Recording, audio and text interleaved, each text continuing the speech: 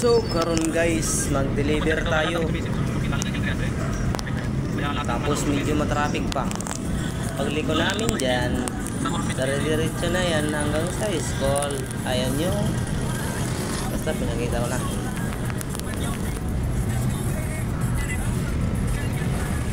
A few moments later. So karon guys, nakarating na kami at kaakyat na namin. Kung sa akin nasa taas na, kaya binidyo ko yung kasama ko. Tapos namin dun, pahinga muna tayo. Relax ba? Pagod yan, pagod yan. Tamang pamunas kasi may pawis pa ba.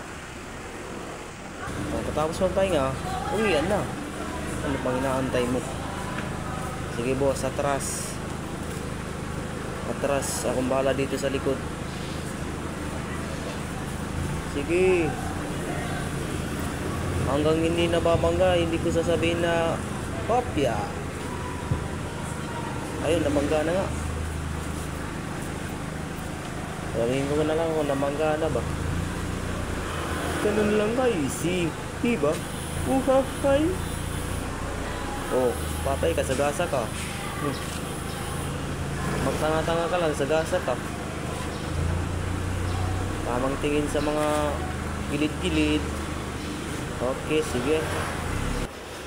Ito na nga, nag-alis na kami. Hindi ko pala alam na hindi pala ako nakikita sa likod.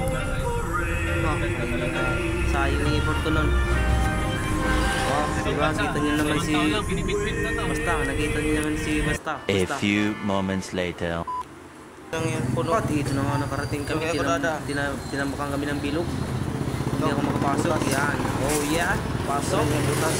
Matalino ka talaga, makakapasok ka. Aga, saan yun? Bye-bye, love you.